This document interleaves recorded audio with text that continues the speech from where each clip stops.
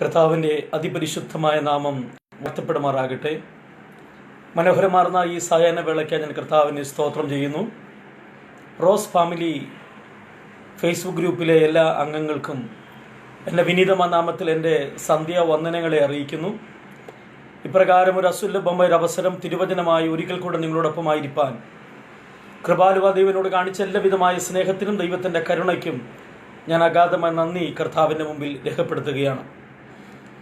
ഇതിന് മുഖാന്തരമായി തീർന്ന rose family ഫെലോഷിപ്പിലെ main അഡ്മിനായി പ്രവർത്തിക്കുന്ന കർത്താവിൽ അനുഗ്രഹീതരായ കർത്തുദാസി റോസ്ലി ആൻറ്റിയോടും കുടുംബത്തോടും പ്രത്യേകമായിട്ടുള്ള നന്ദി ധരണത്തിൽ ഞാൻ രേഖപ്പെടുത്തുകയാണ്. ക്രിസ്തുരാജ്യത്തിൻ്റെ വിസ്തൃതിക്ക് വേണ്ടി ആവോളം അധ്വാനിക്കുന്ന ആദരണരായിട്ട് എല്ലാ കർത്തുദാസന്മാർക്കും ദൈവമക്കൾക്കും ഈ ദൃശ്യമാധ്യമത്തിലൂടെ എന്നെ ശ്രവിക്കുന്ന എല്ലാ ദൈവമക്കൾക്കും വീണ്ടും വരാമെന്ന് അരുളി ചെയ്ത നസ്രയത്തുകാരൻ്റെ നിസ്തുല്യ നാമത്തിൽ എൻ്റെ സ്നേഹാഭിവാദനങ്ങളെ ഈ ധരണത്തിൽ അറിയിക്കുന്നു.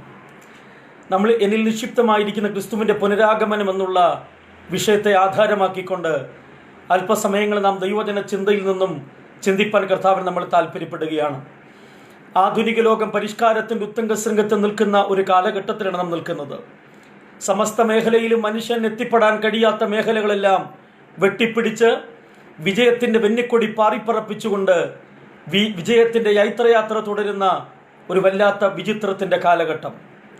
കാനനത്തിൽ കല്ലേറ് നടത്തി മനുഷ്യൻ ആധുനികത്തിൽ ബോംബേർ നടത്തി ശത്രു സാമ്രാജ്യങ്ങളെ കീഴ്പ്പെടുത്താൻ പര്യാപ്തമായ പ്രാബല്യം നേടിയ കാലഘട്ടം. ഓരോ രാജ്യങ്ങളും തങ്ങളുടെ ചെറുത്തുനിൽപ്പിന് വേണ്ടി, രാജ്യങ്ങൾ തങ്ങളുടെ നിലനിൽപ്പിന് വേണ്ടി ആധാരമായി ബാലിസ്റ്റിക് മിസൈലുകൾ, ലേസർ രശ്മികൾ, ആറ്റൻ ബോംബുകൾ, അണുബോംബുകളൊക്കെ തങ്ങളുടെ അണിയറയിൽ യഥേഷ്ടം ശേഖരിച്ചു വെക്കുന്ന കാലഘട്ടം.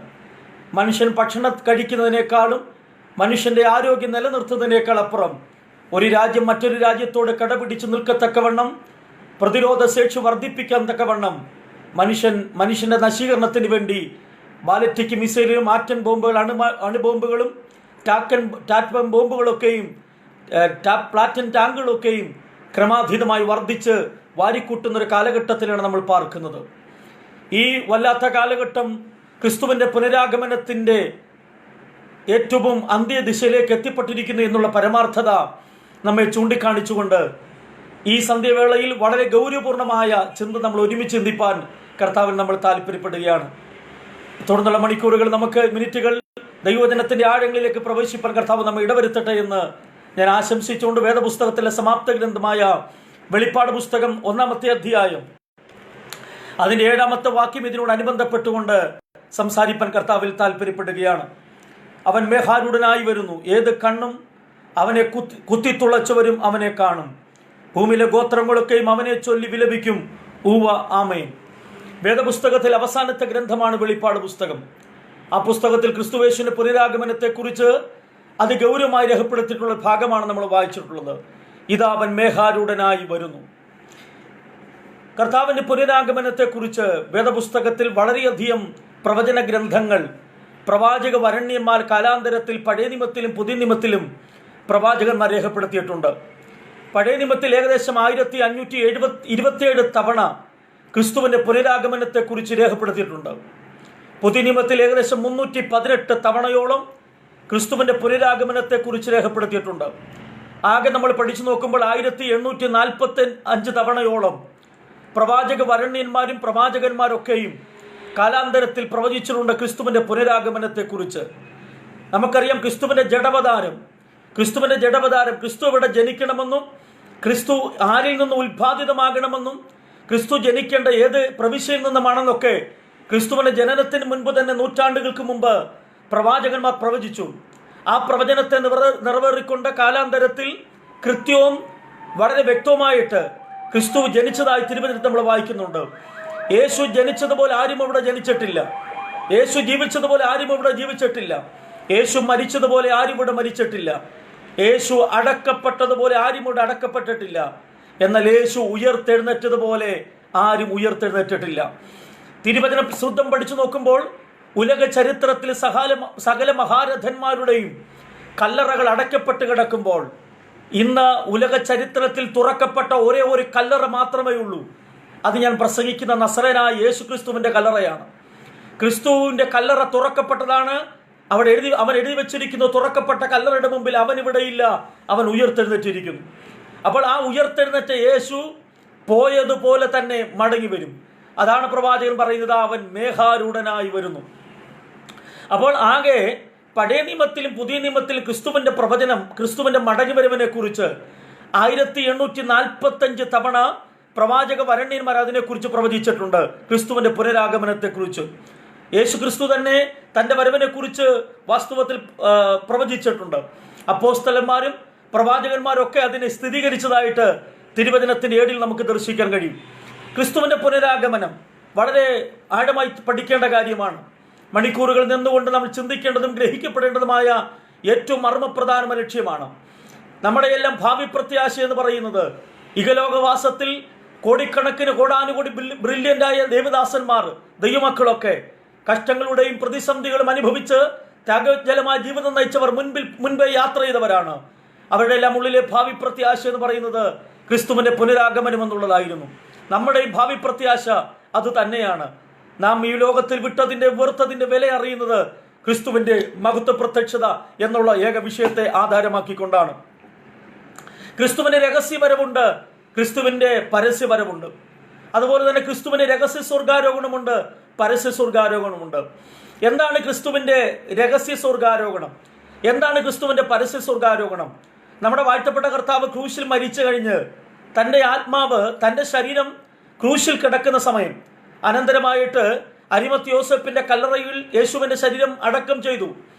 അനന്തരമായിട്ട് 3 രാവും 3 പകലും ക്രിസ്തുവിന്റെ ശരീരം അരിമത്ത് യോസേപ്പിന്റെ കല്ലറയ്ക്കകത്തിരിക്കുമ്പോൾ തൻ്റെ ആത്മാവ് നേരെ പോയത് ഇൻ ദ ബൂസൺ ഓഫ് ഏബ്രഹാം, അബ്രഹാമിന്റെ മടിത്തട്ടെന്നറിയപ്പെടുന്ന പാതാള പ്രതീക്ഷയിലാണ്. നമുക്കറിയാം, ആദ്യ മനുഷ്യനായ ആദം മുതൽ തുടങ്ങി ക്രൂശിലെ കള്ളനാകുന്ന, അവസാനത്തെ കള്ളനാകുന്ന ക്രൂശിലെ രക്ഷിക്കപ്പെട്ട കള്ളൻ വരെയുള്ള കാലഘട്ടം അവർ പഴയ നിയമ കാലഘട്ടത്തിലാണ്. അവരുള്ളവരെല്ലാം ദ ബൂസൺ ഓഫ് ഏബ്രഹാം എന്നറിയപ്പെടുന്ന, അബ്രഹാമിന്റെ മടിത്തട്ടെന്നറിയപ്പെടുന്ന പാതാള പ്രതീക്ഷയിൽ അവർ വിശ്രമിക്കുകയായിരുന്നു. അതുകൊണ്ടാണ് ഫിലിപ്പ് ലേഖനത്തിൽ നമ്മൾ വായിക്കുന്നത്, അവൻ ഭൂമിയുടെ അധോഭാഗത്തിലേക്ക് ഇറങ്ങിയെന്ന് വരുന്നില്ലയോ എന്നാണ് വാക്യം വായിക്കുന്നത്. ഉയരത്തിലേക്ക് കയറിയവൻ ഭൂമിയുടെ അധോഭാഗത്തിലേക്ക് ഇറങ്ങി വരുന്നില്ലയോ, അവൻ ബദ്ധന്മാരെ പിടിച്ചുകൊണ്ട് അവൻ ഉയരത്തിലേക്ക് കയറിയെന്ന് വാക്യം വായിക്കുന്നുണ്ട്. അതിന്റെ അർത്ഥം തന്റെ ആത്മാവ് നേരെ ബൂസൺ ഓഫ് ഏബ്രഹാം എന്നറിയപ്പെടുന്ന അബ്രഹാമിന്റെ മടിത്തട്ടിൽ ചെന്ന്, പാതാള പ്രതീക്ഷ ചെന്ന്, ആദിമനുഷ്യനായ ആദം മുതൽ തുടങ്ങി അവസാനത്തെ കള്ളനാകുന്ന, അല്ലെങ്കിൽ ക്രൂശിലെ അവസാനത്തെ പഴയ നിയമത്തിൽ വിശുദ്ധനാകുന്ന കള്ളൻ വരെയുള്ളവരെ കർത്താവിന്റെ അവിടെ ചെന്ന് തന്റെ വിജയപ്രഖ്യാപന വിളംബരം ചെയ്യുകയും തന്നിലൂടെ ഒരു രക്ഷാനിവർത്തീകരണത്തെ പ്രതിപാദിക്കുകയും പഴയ നിയമ കാലഘട്ടത്തിൽ അറക്കപ്പെട്ട ആട്ടുകൊറ്റനും കൊക്കെ കാളക്കിടാവും പ്രാവിന്റെയും എല്ലാം നിഴലായി നിന്നത് വാസ്തവത്തിൽ അറക്കപ്പെട്ട കുഞ്ഞാട് ഞാനായിരുന്നു എന്ന് പറഞ്ഞ് അവിടെ തന്നെ പരിചയപ്പെടുത്തുകയും തന്നിലൂടെ പഴയ നിയമ വിശുദ്ധന്മാരെ മുഴുവൻ രക്ഷിക്കപ്പെടുത്തിക്കൊണ്ട് യേശു ഉയർത്തെഴുന്നേറ്റ് വരുന്നൊരു സമയമുണ്ട്. ആ സമയത്താണ് കല്ലറയുടെ കവാടത്തിലേക്ക് അതിരാവിലെ ഒക്കത്തൊരു കുടം വെച്ചുകൊണ്ട് സുഗന്ധവർഗമായ യേശുവിനെ ജഡത്തിൽ പൂശേണ്ടതിന് വേണ്ടി മഗ്ദലക്കാരത്തെ മറിയ കല്ലറയുടെ കവാടത്തിൽ ചെല്ലുന്നു. എനിക്ക് വേണ്ടി ആര് കല്ലുരുട്ടി മാറ്റുമെന്നുള്ള രോധനത്തോടുകൂടി അവൾ കല്ലറയിലേക്ക് ചെല്ലുമ്പോൾ കല്ലറയുടെ കവാടം അവൾക്ക് വേണ്ടി ഉരുട്ടി മാറ്റപ്പെട്ടതായി വായിക്കുന്നു. അവിടെ അവൾ കുനിഞ്ഞ കല്ലറയിലേക്ക് നോക്കി അല്പമായി കരഞ്ഞവൾ നിലവിളിക്കുന്നു. ആ നിലവിളിക്കുന്ന സമയത്ത് നമ്മൾ വായിക്കുന്നു, പുറകിൽ നിന്നൊരു ശബ്ദം കേട്ടു. ആ തിരിഞ്ഞു നോക്കിയേറെ എന്റെ ഗുരുവിനെ എടുത്തുകൊണ്ടുപോയത് എവിടെയെന്ന് ചോദിച്ച് തോട്ടക്കാരൻ നിരൂപിച്ചവളോട് അവൾ ആ കാവൽക്കാരനോട് ലഹള കൂട്ടുന്നുണ്ട്. അപ്പോൾ യേശു മറിയ എന്ന് വിളിച്ചപ്പോൾ അവൾക്ക് മനസ്സിലായി വാസ്തവത്തിൽ അവൾ തിരിച്ചു വന്ന അവിടെ നസറേത്തുകാരൻ അവിടെ ഗുരുവാണെന്ന് തിരിച്ചറിഞ്ഞു. ഓടി അവിടെ ചെന്ന ആ കർത്താവിനെ ചേർത്ത് ആശ്ലേഷിപ്പ് തുടങ്ങിയപ്പോൾ കർത്താവ് എന്നെ തുടരുത്, ഞാനിതുവരെ പിതാവിന്റെ അടുക്ക് പോയിട്ടില്ല. ആ ഉയർന്ന കർത്താവ് യേശു ക്രിസ്തു പിതാവിന്റെ അടുക്കൽ സ്വർഗാരോഹണം നടത്തി. ആ സ്വർഗാരോഹണം എന്ന് പറയുന്നത് പഴയ വിശുദ്ധന്മാരുമായിട്ട് ഒരുമിച്ചാണ് പിതാവിന്റെ അടുക്കിലേക്ക് പോയത്. പിതാവെ നീ തന്നെ മക്കൾ എന്ന് പറഞ്ഞുകൊണ്ട് അവന്റെ കാൽക്കൽ പഴയ വിശുദ്ധന്മാരെ കൊണ്ട് സ്വർഗത്തിൽ ആക്കിയതായി തിരുമത്തിൽ വായിക്കുന്നുണ്ട്. അത് ക്രിസ്തുവിന്റെ രഹസ്യ സ്വർഗാരോഹണമാണ്. അനന്തരമായിട്ട് 40 രാവും 40 പകലും ശിഷ്യന്മാർക്ക് പ്രത്യക്ഷപ്പെട്ടു. അനന്തരമായി പൗലോസ് പറഞ്ഞ അകാലപ്രജ എനിക്കും അവന് പ്രത്യക്ഷപ്പെട്ടു. 40 രാവും 40 പകലും ഏകദേശം 500-ൽ പരം ആളുകൾക്ക് യേശു പ്രത്യക്ഷനായി. അനന്തരമായി കർത്താവ് ഒലിവുമലയിൽ വെച്ച് പരസ്യമായിട്ട് സ്വർഗാരോഹണം ചെയ്യുന്ന സമയമാണ്. എല്ലാവരും നോക്കി നിൽക്കുന്ന സമയത്ത് യേശു സ്വർഗാരോഹണം ചെയ്തു. അത് ക്രിസ്തുവിന്റെ പരസ്യ സ്വർഗാരോഹണമായിരുന്നു. അപ്പോൾ യേശുവിന്റെ രഹസ്യ സ്വർഗാരോഹണമുണ്ട്, പരസ്യ സ്വർഗാരോഹണമുണ്ട്. ആ രഹസ്യ സ്വർഗാരോഹണത്തും പരസ്യ സ്വർഗാരോഹണം കാണുമ്പോൾ ഒലിവുമലയിൽ വെച്ച് യേശുവിന്റെ രഹസ്യ സ്വർഗാരോഹണ സമയത്താണ് ഒരു മേഘം വന്നവനെ മൂടിയിട്ട് അവർ അവനെ കണ്ടില്ലെന്ന് വായിക്കുന്നു. ഉടനെ 2 ദൂതന്മാർ അവിടെ പ്രത്യക്ഷമായി. അവനോട് ചോദിക്കുന്നു, ഗലീല പുരുഷന്മാരെ, നിങ്ങൾ ആകാശത്തിലേക്ക് നോക്കി നിൽക്കുന്നത് എന്ത്? നിങ്ങളെ വിട്ട് സ്വർഗാരോഹണം ചെയ്ത യേശു പോയതുപോലെ തന്നെ മടങ്ങി വരും എന്ന് രേഖപ്പെടുത്തിയിരിക്കുന്നു. അവിടെ എഴുതിയിരിക്കുന്ന ഒരു മേഘം വന്നവനെ മൂടിയിട്ട്, ഒരു ആലങ്കാരിക പദപ്രയോഗത്തിൽ ഞാൻ പറഞ്ഞാൽ ഒരു മേഘം വന്ന് അവൻ എടുത്തുകൊണ്ടുപോയി. അതാണ് വെളിപ്പാട് പുസ്തകം പറയുന്നത്. അപ്പോസ്തല പ്രവർത്തനത്തിൽ ഏത് മേഘം അവനെ എടുത്തുകൊണ്ടുപോയോ, വെളിപ്പാടുകാരൻ അവൻ മേഘാരൂഢനായി വരുന്നു എന്ന് പറഞ്ഞാൽ അന്ന് മേഘം എടുത്തുകൊണ്ടുപോയോ അത് മേഘം തിരിച്ചുകൊണ്ടുവരാൻ പോവുകയാണ്. അതാണ് വായിച്ചത്. ായിരുന്നു ഏത് മേഘമാണെങ്കിലും ആണം പോലെ തന്നെ ക്രിസ്തുവിന്റെ രഹസ്യ സ്വർഗാരോഹണവും പരസ്യ സ്വർഗാരോഹണം ഉള്ളതുപോലെ തന്നെ ക്രിസ്തുവിന് 2 വരവുണ്ട്. ഒന്ന് രഹസ്യവരവും 2 പരസ്യവരവുമാണ്. രഹസ്യവരം എന്ന് പറഞ്ഞിരിക്കുന്നത് കർത്താവ് തൻ ഗംഭീര നാദത്തോടും പ്രധാന ദൂതന്റെ സ്വർഗ്ഗത്തിലെ കഹളത്തോടുകൂടെ നാം കാത്തിരിക്കുമ്പോൾ ക്രിസ്തുവിൽ മരിച്ചവർ മുമ്പേ ഉയർത്തെഴുന്നേൽക്കുകയും പിന്നെ ജീവനോടെ ശേഷിക്കുന്ന നാം ഓരോരുത്തർ രൂപാന്തരപ്പെട്ട് അവനെ എതിരേൽപ്പാൻ ആകാശ മേഘങ്ങളിൽ എടുക്കപ്പെടുമെന്ന് അപ്പോസ്തലനായിരിക്കുന്ന പൗലോസ് തെസ്സലോനിക്ക ലേഖനത്തിൽ രേഖപ്പെടുത്തുമ്പോൾ പറയുന്നു. ക്രിസ്തുവിന്റെ രഹസ്യവരവ് എന്ന് പറഞ്ഞാൽ കാഹളദാനം കേൾക്കുമ്പോൾ പാപം കൂടാതെ തനിക്ക് വേണ്ടി കാത്തു നിൽക്കുന്ന വിശുദ്ധന്മാരെ ചേർക്കുവാൻ കർത്താവ് പ്രത്യക്ഷപ്പെടും. അന്ന് ത്രിവിധ കാഹളങ്ങൾ, കർത്താവിന്റെ ഗംഭീരനാദവും പ്രധാന ദൂതന്റെ ശബ്ദവും സ്വർഗത്തിലെ കാഹളവും കേൾക്കുമ്പോൾ മരിച്ച അക്ഷരീയരായി നമ്മൾ ഉയർത്തി നിൽക്കും. പിന്നെ ജീവനോടിരിക്കുന്ന നാം ഓരോരുത്തർ രൂപാന്തരപ്പെട്ട് അവനെ എതിരേൽപ്പാൻ ആകാശ മേഘങ്ങളിൽ എടുക്കപ്പെടും. അത് ക്രിസ്തുവിന്റെ രഹസ്യ വരവാണ്. ആ രഹസ്യ വരവ് കർത്താവിന് വേണ്ടി ജീവനവും വിശുദ്ധിയും ജീവിത മൂല്യം കാത്തു സൂക്ഷിച്ചവർ, രഹസ്യ ജീവിതവും പരസ്യ ജീവിതവും ഒരുപോലെ നിർമാല്യമായി കാത്തു സൂക്ഷിച്ച് ക്രിസ്തുവിന്റെ പുനരാഗമനത്തിന് വേണ്ടി കാത്തിരിക്കുന്ന തന്റെ മണവാട്ടി എന്ന സഭയ്ക്ക് വേണ്ടി ആ വരവ് അവർക്ക് മാത്രമേ കാണാൻ കഴിയുകയുള്ളൂ. അത് ക്രിസ്തുവിന്റെ രഹസ്യ വരവാണ്. എന്നാൽ രണ്ടാമതായി ക്രിസ്തുവിന്റെ പരസ്യവരമുണ്ട്. 7 വർഷത്തെ മഹോദ്രവ കാലഘട്ടം കഴിഞ്ഞിട്ട് ട്രിബുലേഷൻ ആൻഡ് ഗ്രേറ്റ് റെവല്യൂഷൻ അഥവാ ദൈവസഭ എടുക്കപ്പെട്ടതിന് ശേഷമായിട്ട് 7 വർഷം എതിർ ക്രിസ്തുവിനാൽ ഇവിടെ ഭരണം നടക്കപ്പെടുകയും ആ എതിർ ക്രിസ്തുവിനാൽ ഭരണം നടക്കപ്പെടുകയും ലോകത്തിലെ വ്യവസായത്തെ മുഴുവൻ ഒരൊറ്റ കമ്പ്യൂട്ടർ നെറ്റ്വർക്കിൽ നിന്നുകൊണ്ട് ലോകത്തിലെ ഭരണത്തെ മുഴുവൻ നിയന്ത്രിക്കുന്ന ഒരു ഭരണാധികാരി അഥവാ എതിർ ക്രിസ്തു വരും. ആ എതിർ ക്രിസ്തു ലോകത്തെ മുഴുവൻ 7 വർഷത്തോളം അടക്കി ഭരിക്കും. ആ അടക്കി ഭരിച്ച 7 വർഷത്തിന് ശേഷമായിട്ട് അവസാനത്തെ ദിശ ഇസ്രായേൽ ജനത്തിനെതിരെയുള്ള ഒരു യുദ്ധം നടക്കുന്ന സമയമുണ്ട്. ഇസ്രായേലിനെതിരെയുള്ള യുദ്ധം അഥവാ ഹെർമഗദോൻ അഥവാ ഹെർമഗദോൻ പറയുമ്പോൾ യഹോശഫാത്ത് താഴ്വര. ആ യഹോശഫാത്ത് താഴ്വര അഥവാ 70ാമത്തെ ആഴ്ചവട്ടം, 69നും 70നും നടുവിലുള്ള 70ാമത്തെ ആഴ്ചവട്ടം. അതാണ് പ്രവാചകൻ പറയുന്നത്. 70 ആഴ്ചവട്ടം തികയോളം ആ 70ാമത്തെ ആഴ്ചവട്ടം അവസാനത്തെ 7 വർഷം അഥവാ ഗ്രേറ്റ് ട്രിബുലേഷൻ അഥവാ 7 വർഷം അഥവാ 42 മാസം 1262 ദിവസത്തോളം ആ മഹോദ്രവ കാലഘട്ടം ആ 7 വർഷം തികയും. മഹോദ്രവ കാലഘട്ടം തികയപ്പെടുമ്പോൾ അന്ന് ഇസ്രായേലിനെതിരായിട്ട് ലോകരാജ്യങ്ങൾ മുഴുവൻ രോശക്ക് തൂബേൽ എന്നുള്ള പ്രഭുവായ ഗോഗേ, അന്നാൾ ഞാൻ നിനക്ക് വിരോധമായിരിക്കും, അന്ന് ഞാൻ നിന്റെ താടിൽ ചൂണ്ടുന്നൽ കോർത്ത് ഇസ്രായേലിന്റെ പർവ്വതനിരകളിൽ കൊണ്ടുവരികയും അന്ന് ഇസ്രായേലിനെതിരെയായിട്ട് ലോകരാജ്യം മുഴുവനും റഷ്യയുടെ നേതൃത്വത്തിൽ ഒരു യുദ്ധത്തിന് വേണ്ടി അണിനിരക്കും. അത് യഹോശഫാത്ത് താഴ്വരയാണ്.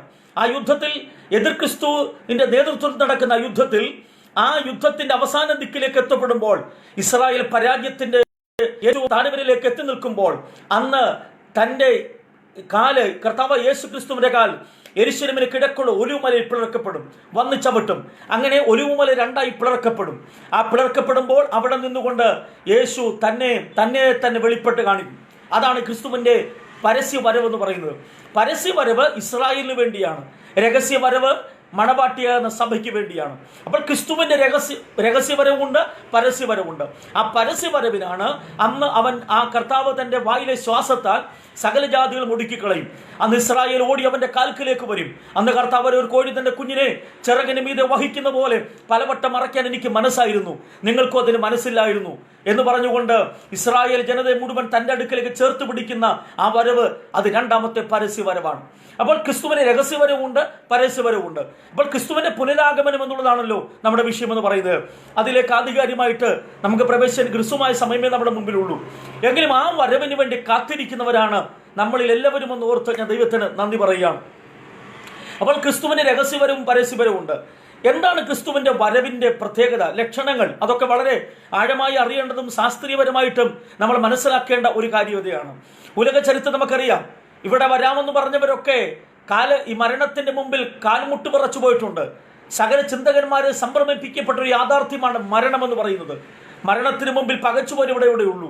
സിംഹപ്രതാപത്തോടെ ലോകത്തെ ഭരിച്ച ബാബിലോൺ സാമ്രാജ്യം എന്നിവിടെ, ബാബിലോൺ സാമ്രാജ്യത്തെ പോലും കീഴടക്കിയ മേദ്യ പേർഷ്യ സാമ്രാജ്യങ്ങൾ എന്നിവിടെ, മേദ്യ പേർഷ്യ സാമ്രാജ്യങ്ങൾ ഭരിച്ചിരുന്ന ദാരിയാവേശും കോരേശും ഉൾപ്പെടെയുള്ള വൻകിട സാമ്രാജ്യത്തിലെ തലവന്മാരും ഭരണാധികാരികളും ഇവിടെ, അവരുടെ സാമ്രാജ്യം ഇവിടെ അസ്തമിച്ചു പോയില്ലേ? മേദ്യ പേർഷ്യ സാമ്രാജ്യങ്ങളെ പോലും കീഴടക്കിയ മഹാനായ അലക്സാണ്ടർ ചക്രവർത്തിയുടെ ഗ്രീക്ക് സാമ്രാജ്യം ഇവിടെ, നമ്മുടെ ഇന്ത്യയിലെ പഞ്ചാബിലെ തക്ഷശീല പോലും വന്ന് കീഴടക്കിയിട്ട് താൻ മടക്കിയിട്ട് പോകുന്ന കൂട്ടത്തിൽ അറ്റ്ലാന്റിക് മഹാസമുദ്രത്തെ നോക്കിക്കൊണ്ട് താൻ ഇങ്ങനെ ഗർജിച്ചു, അല്ലയോ മഹാസമുദ്രമേ, നീ ഒരു കരയായിരുന്നെങ്കിൽ എന്റെ സൈന്യ ബാഹുല്യത്താൽ ഞാൻ നിന്നെയും പിടിച്ചടക്കുമെന്ന് ഗർജിച്ച് മടങ്ങിപ്പോകുന്ന കൂട്ടത്തിലാണ് താൻ രോഗബാധിതനായി മരിക്കുന്നത്. അലക്സാണ്ടർ ചക്രവർത്തിയുടെ ഗ്രീക്ക് സാമ്രാജ്യം എവിടെ പോയി? കാലത്തിന് അക്ഷരാർത്ഥത്തിൽ കീഴടക്കിയ അലക്സാണ്ടർ ചക്രവർത്തിയെ പോലും കീഴടക്കിയ റോമ സാമ്രാജ്യങ്ങളും റോമൻ ഭരണകൂടങ്ങളും റോമൻ ഗവർണർമാരും റോമൻ ചക്രവർത്തിമാരും എവിടെ? അവരും കാലത്തിന്റെ കാലാന്തരത്തിൽ മാറിപ്പോയില്ലേ?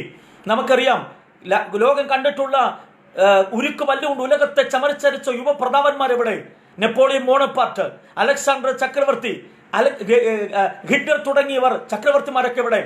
ഗ്രീക്ക് സാമ്രാജ്യം പോലും തകർത്തെറിഞ്ഞ സാമ്രാജ്യങ്ങൾ ഇവിടെ ഇല്ലായിരുന്നോ? നമുക്കറിയാം, സൂര്യൻ അസ്തമിക്കയില്ലെന്ന് പ്രഖ്യാപിക്കപ്പെട്ട ബ്രിട്ടീഷ് സാമ്രാജ്യങ്ങൾ ഇവിടെ, അവരുടെ സാക്ക് ചക്രവർത്തിമാരൊക്കെയും ഇന്നെവിടെ? അവരെല്ലാം കാലാന്തരത്തിൽ മൺമറഞ്ഞു പോയില്ലേ? നമുക്കറിയാം, തൊഴിലാളി വർഗത്തിന് മനസ്സുണർത്തിയ സ്റ്റാലിനും യോസഫും അവരുടെ സോവിയറ്റ് യൂണിയൻ എവിടെ? അവരുടെ ചക്രവർത്തിമാർ ഇന്നൊക്കെ എവിടെ? അവരെയും കാണാൻ കഴിയുന്നില്ലല്ലോ. ഹിറ്റ്ലർ തുടങ്ങിയ ചക്രവർത്തിമാരെവിടെ? ജർമ്മൻ ചക്രവർത്തിയായ ഇവിടെ ഉരുക്ക് വല്ലുകൊണ്ട് ഉലകത്തെ ചമച്ചരച്ച് ഇവിടുത്തെ മനുഷ്യനെ മുഴുവൻ ആയുധത്തിന്റെ മുൾമുനയിൽ നിർത്തിക്കൊണ്ട് വിറപ്പിച്ച ഹിറ്റ്ലർ ചക്രവർത്തി എവിടെ? ജർമ്മൻ സാമ്രാജ്യങ്ങൾ എവിടെ? അവയെല്ലാം കാലാന്തരത്തിന്റെ വെന്നിക്കൊടി വാറിപ്പറപ്പിച്ചെങ്കിലും അവരെല്ലാം മരണത്തിന് മുമ്പിൽ കുമ്പുകുത്തി കല്ലറയ്ക്കകത്ത് അകപ്പെട്ടില്ലേ? എന്നാൽ പോയിട്ട് വരാമെന്ന് പറഞ്ഞ ഉലക ചരിത്രത്തിൽ ഒരൊറ്റ നേതാവേ ഉള്ളൂ. അത് നമ്മുടെ വാഴ്ത്തപ്പെട്ട കർത്താവായ യേശുവാണ്. ആ കർത്താവ് വേഗത്തിൽ വരാമെന്ന് ഉറയ്ക്കപ്പെട്ട കർത്താവാണ്. ക്രിസ്തുവിന്റെ പുനരാഗമനത്തെ കുറിച്ച് വളരെയധികം ആധികാരികമായി നമ്മൾ പഠിക്കേണ്ടതും വ്യക്തമാണ്. കർത്താവിന്റെ വരവിനെ കുറിച്ച് കൃത്യമായി എപ്പോൾ വരുമെന്നോ സമയമോ മണിക്കൂറുകളോ കാലക്കണക്കുകളോ ആർക്കും പ്രവചിക്കാനൊക്കില്ല. കള്ളൻ വരുന്നത് പോലെ വരും. നിനയാത്ത നാഴികയിൽ മനുഷ്യപുത്രൻ വരുന്നത് കൊണ്ട് നമ്മൾ ഒരുങ്ങി നിൽപ്പിനെന്നാണ് തിരുവചനം നമ്മെ നന്നായി പഠിപ്പിക്കുന്നത്. ആ ദിവസം, ഏത് ദിവസം? ക്രിസ്തുവിന്റെ പുനരാഗമന ദിവസം. ആ ദിവസത്തിന്റെ മണിക്കൂറുകളോ പിതാവല്ലാതെ മറ്റാർക്കും അറിയത്തില്ല. സ്വർഗത്തിലെ ആത്മാക്കൾ, സ്വർഗത്തിലെ ദൂതന്മാർക്കോ പുത്രനും കൂടെ അത് അറിയുന്നില്ലെന്നാണ് മത്തായി സുവിശേഷം 24-ാം അധ്യായത്തിന്റെ 36-ാമത്തെ വാക്യം പഠിക്കുന്നത്. അപ്പോൾ ക്രിസ്തു എപ്പോൾ വരും എന്ന് പ്രവചിക്കുന്ന ധാരാളം ആളുകളുണ്ട്. ഒരുപാട് ആളുകൾ ക്രിസ്തു ഇന്ന കാലഘട്ടത്തിൽ വരുമെന്ന് പറഞ്ഞ് പ്രവചിച്ച് കാത്തിരുന്നവ ഒരുപാട് പേരെ ആളുകൾ നമുക്കറിയാം. അതൊക്കെ മണ്ടത്തരമായ പ്രവചനങ്ങളാണ്.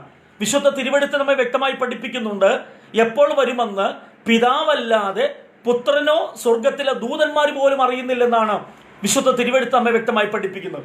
അതുകൊണ്ട് ക്രിസ്തു എപ്പോൾ വരുമെന്ന് നമുക്ക് അറിഞ്ഞുകൂടാ. വരുന്നത് കാത്തുകൊണ്ട് വിശുദ്ധിയോടെ കാത്തിരിക്കുക എന്നുള്ള ഒരു മർമ്മപ്രധാന ഉത്തരവാദിത്തമാണ് നമ്മൾ അടങ്ങിയിട്ടുള്ളത്. നമ്മുടെ വാഴ്ത്തപ്പെട്ട കർത്താവ് ചില ലക്ഷണങ്ങൾ പറഞ്ഞിട്ട് എപ്പോൾ വരുമെന്നുള്ളത് അത് നമ്മൾ മത്തായിയുടെ സുവിശേഷം 24-ാം അധ്യായത്തെ 32 മുതൽ 38 വരെയുള്ള വാക്യം പഠിക്കുമ്പോൾ കർത്താവ് പറഞ്ഞു, നിങ്ങൾ അത്തിമരത്തെ നോക്കി ഒരു ഭൂമടിപ്പിൻ, അതിന്റെ ഇളതായിള്ള തളുക്കുമ്പോൾ നിങ്ങൾ വേനൽ അടുത്തു വന്ന് അറിഞ്ഞുകൊള്ളണം. ആരാണ് ഈ അത്തി എന്ന് പറയുന്നത്? അത്തി എന്ന് പറഞ്ഞ ഇസ്രായേലിന്റെ രാഷ്ട്രസ്ഥിതിയെ കാണിക്കുകയാണ്. അത്തിയെ നോക്കി നിങ്ങൾ ഉപമടിപ്പിൻ.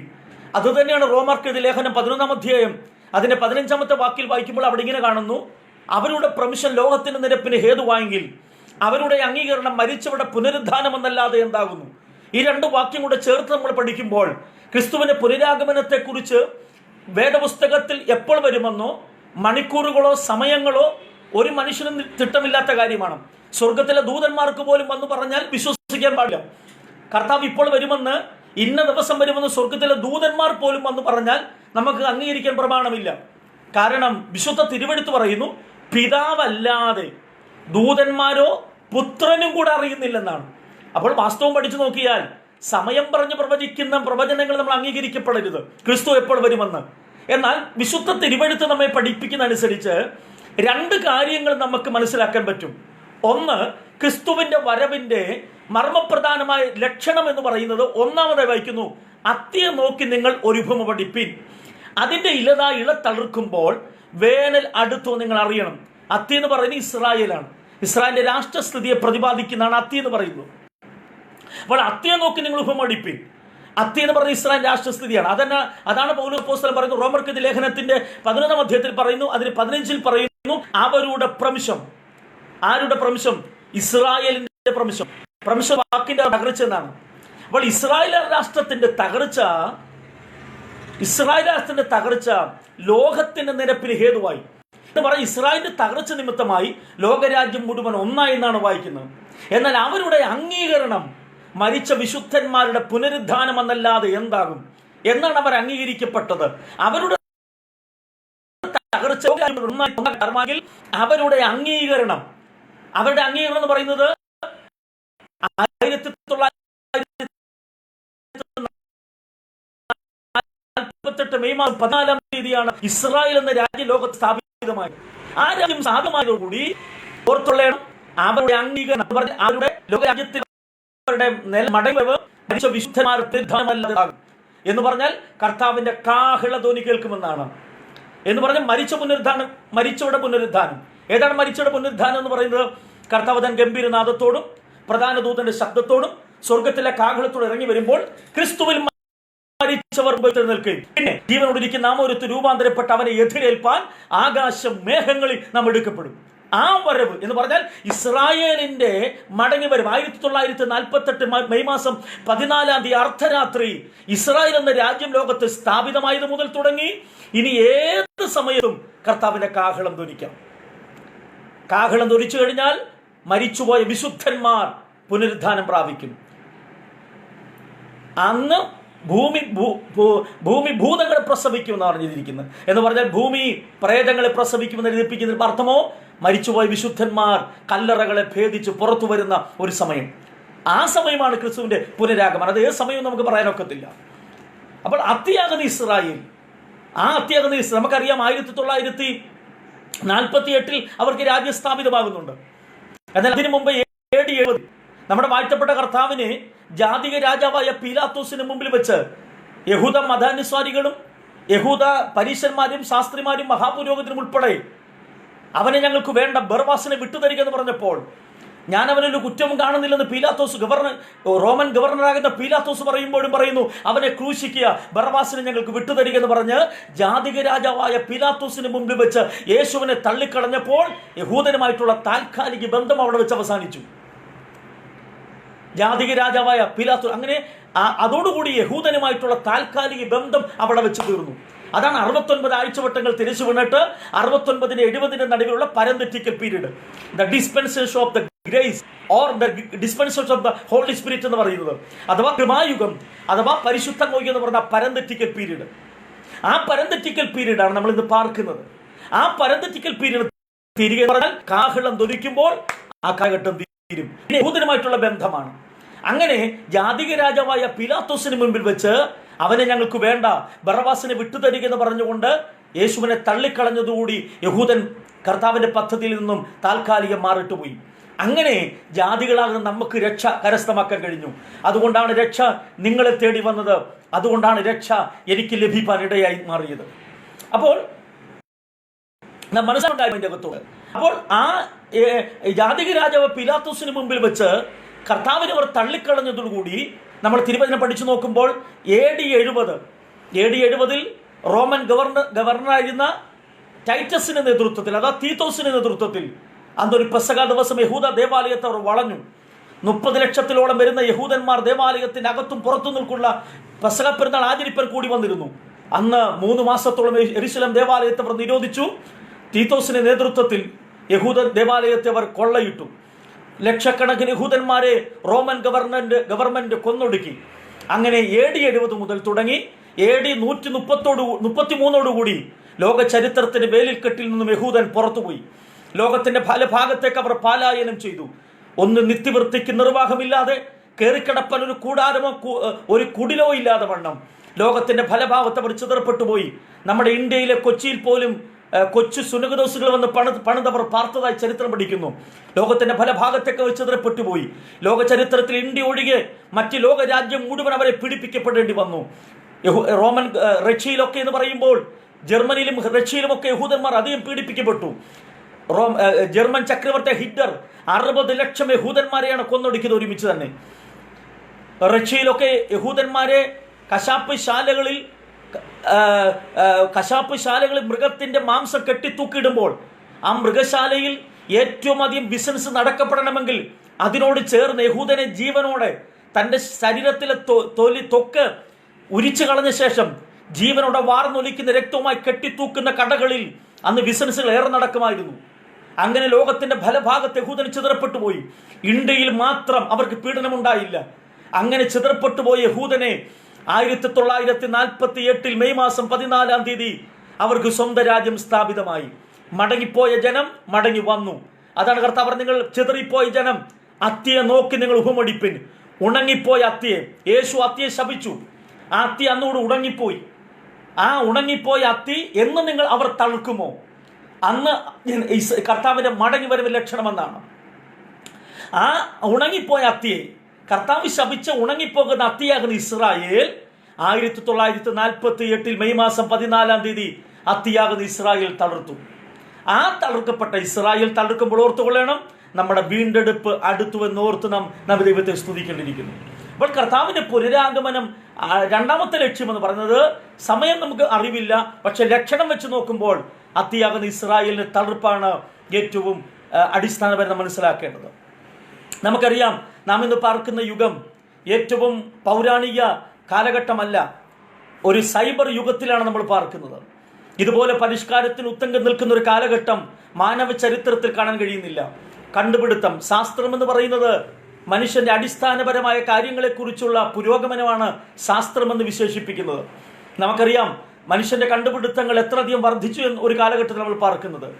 ഒരു ചെറിയ മൊബൈൽ കൊണ്ട് ലോകത്തെ മുഴുവൻ കീഴടക്കാൻ പറ്റുന്ന നിലകളിൽ സാങ്കേതികവിദ്യകൾ ഉയർന്നു കഴിഞ്ഞു. നമുക്കറിയാം, ശാസ്ത്രത്തിന്റെ പുരോഗതികൾ, യാത്രാ വാഹനങ്ങൾ എത്ര പുരോഗമിച്ചു കഴിഞ്ഞു. അമ്പരചുംബിയ കെട്ടിടങ്ങൾ, സ്വർഗതുല്യമായിട്ടുള്ള ഭവനങ്ങളും കൊട്ടാരങ്ങളും വാഹനങ്ങളും ഒക്കെയല്ലേ മനുഷ്യന്റെ സുഖവാസത്തിന് വേണ്ടി മനുഷ്യൻ കണ്ടുപിടിച്ചിട്ടുള്ളത്. നമ്മുടെ വിദ്യാഭ്യാസ മേഖല തന്നെ നോക്കിക്കേ. ഒരു 10 വർഷത്തിന് പുറകിലേക്ക് നമ്മൾ നോക്കിയാൽ നമ്മുടെ വിദ്യാഭ്യാസ മേഖലകൾ എങ്ങനെയായിരുന്നു? അതിനൊക്കെ അടിമുടി മാറ്റം വന്നില്ലേ? വള്ളി നിക്കറും വള്ളിച്ചെരിപ്പുമിട്ട് സ്കൂളിൽ പോയൊരു കാലഘട്ടമില്ലേ? ഒട്ടിയ വയറും പൊട്ടിയ സ്ലേറ്റുമായി നമ്മൾ സ്കൂളിൽ പോയൊരു കാലഘട്ടമില്ലേ? നമ്മുടെ വിദ്യാഭ്യാസ മേഖലകൾ ഒക്കെ അടിയോടി ഇന്ന് മാറിയില്ലേ? ഇന്ന് ഷൂസും ടൈയും ഒക്കെ കെട്ടി ബഹിരാകാശത്ത് പോകുന്ന സയന്റിസ്റ്റുകളെ പോലല്ലേ നമ്മുടെ കുഞ്ഞുങ്ങളൊക്കെ സ്കൂളിൽ പോകുന്നത്. അപ്പോൾ സാങ്കേതിക വിദ്യകളിലൊക്കെ വലിയ മാറ്റങ്ങൾ വന്നു വിദ്യാഭ്യാസ മേഖലകളിൽ. നമുക്കറിയാം, പണ്ട് കാളവണ്ടിയിൽ യാത്ര ചെയ്ത മനുഷ്യൻ ഇന്ന് സൂപ്പർ ഫ്ലൈറ്റുകളിൽ യാത്ര ചെയ്യുന്നില്ലേ? മനുഷ്യന്റെ പുരോഗമനം എത്രത്തോളം വർദ്ധിച്ചു കഴിഞ്ഞു. ഇതിനെല്ലാം തെളിവെന്താണെന്നറിയാമോ? ഈ വിധ മാറ്റങ്ങൾ ക്രിസ്തുവിന്റെ പുനരാഗമനത്തിന്റെ ഏക ലക്ഷണങ്ങളാണ്. നമുക്കറിയാം, മത്തായിയുടെ സുവിശേഷം 24-ാം അധ്യായം അതിന്റെ 14-ാമത്തെ വാക്യം വായിക്കുമ്പോൾ അവിടെ ഇങ്ങനെ കാണുന്നുണ്ട്, രാജ്യത്തിന്റെ ഈ സുവിശേഷം എല്ലാ ജനവും അറിയപ്പെടുമ്പോൾ കർത്താവ് വരുമെന്നാണ്. രാജ്യത്തിന്റെ സുവിശേഷം, ഏത് രാജ്യത്തിന്റെ? സ്വർഗരാജ്യത്തിന്റെ സുവിശേഷം ലോകത്തിലെ ജനമെല്ലാം അറിയുമ്പോൾ ക്രിസ്തു വരുമെന്നാണ്. നമുക്കറിയാം, ഇപ്പോൾ ഞാൻ പ്രസംഗിക്കുന്ന ദൃശ്യമാധ്യമത്തിലൂടെ നിങ്ങൾ എന്നെ കേട്ടുകൊണ്ടിരിക്കുമ്പോൾ ഇതുപോലെ ദൃശ്യമാധ്യമങ്ങളിലൂടെ കോടിക്കണക്കിന് ആളുകൾ ഒരു ദിവസം സുവിശേഷം കേട്ടുകൊണ്ടിരിക്കുകയാണ്. കോടിക്കണക്കിന് ആളുകൾ, ഇന്ന് ആയിരക്കണക്കിന് ആളുകൾ ക്രിസ്തുവിലേക്ക് വന്നുകൊണ്ടിരിക്കുകയാണ്. ലോകത്തിൽ ഏറ്റവും അധികം വിറ്റഴിക്കപ്പെടുന്നത് ഏക പുസ്തകമെന്ന വിശുദ്ധ തിരുവെഴുത്താണ്, വിശുദ്ധ വേദപുസ്തകമാണ്. അപ്പോൾ അതിൻ്റെ അർത്ഥം സുവിശേഷം ലോകത്തിന്റെ എല്ലാ കോണുകളിലും എത്തപ്പെട്ടുകൊണ്ടിരിക്കുകയാണ്. ഈ ദൃശ്യമാധ്യമത്തിലൂടെ എൻ്റെ പ്രഭാഷണം നിങ്ങൾ ശ്രമിച്ചുകൊണ്ടിരിക്കുമ്പോൾ ഓർക്കണം, കർത്താവിന്റെ വരവിന്റെ മറ്റൊരു ലക്ഷണമാണ് ഇത്. നിങ്ങളിലും എത്തപ്പെടാൻ വൈകുന്നത് ഒരുപക്ഷെ വൈകിയതാകാം കർത്താവിന്റെ വരവിന്റെ തടസ്സമായി നിന്നത്. ഇന്ന് രാത്രി നിങ്ങൾ ഈ വചനം കേട്ടുകൊണ്ടിരിക്കുമ്പോൾ ഒരു കാര്യം ഞാൻ ആത്മാവിൽ പറയാം, ക്രിസ്തുവിന്റെ വരവിന്റെ മറ്റൊരു ലക്ഷണമാണ് നിങ്ങൾ ഈ വചനം കേട്ടുകൊണ്ടിരിക്കുന്നത് തന്നെ. അങ്ങനെയെങ്കിൽ രാജ്യത്തിന്റെ സുവിശേഷം ലോകത്തിന്റെ എല്ലാ ഭാഗത്തും എത്തിച്ചേരുമ്പോൾ ക്രിസ്തുവിന്റെ പുനരാഗമനം അടുത്തു എന്ന് നിങ്ങൾ വ്യക്തമായി ഗ്രഹിച്ചു കൊള്ളണം. നമ്മുടെ കർത്താവ് വരാറായി കഴിഞ്ഞു. ഈ പ്രകൃതി പ്രതിഭാസങ്ങൾ പോലും അതിന്റെ താളങ്ങൾ തെറ്റിത്തുടങ്ങിക്കഴിഞ്ഞു. നമുക്കറിയാം, ഞാൻ മുമ്പ് തുടക്കത്തിൽ പറഞ്ഞ പോലെ കാനനത്തിൽ കല്ലേറ് നടത്തിയ മനുഷ്യൻ ശത്രുവിനെ നേരിടാനായിട്ട്, ആ കാലഘട്ടത്തിൽ ശത്രുവിനെ നേരിടാൻ മനുഷ്യൻ കണ്ടെത്തിയ വഴി കാനനത്തിൽ കല്ലേറ് നടത്തിയ മനുഷ്യൻ ഇന്ന് ആധുനികത്തിൽ ബോംബേറ് നടത്തി. ബോംബുകൾ, ബാലിസ്റ്റിക് മിസൈലുകൾ, പ്ലാറ്റം ടാങ്കുകൾ, അണുബോംബുകൾ, ആറ്റം ബോംബുകൾ, ലേസർ രശ്മികൾ, ഇവയെല്ലാം മറ്റു രാജ്യത്തെ മനുഷ്യനെ, ശത്രുക്കളെ കീഴ്പ്പെടുത്താൻ മനുഷ്യൻ കണ്ടുപിടിച്ചു കഴിഞ്ഞു.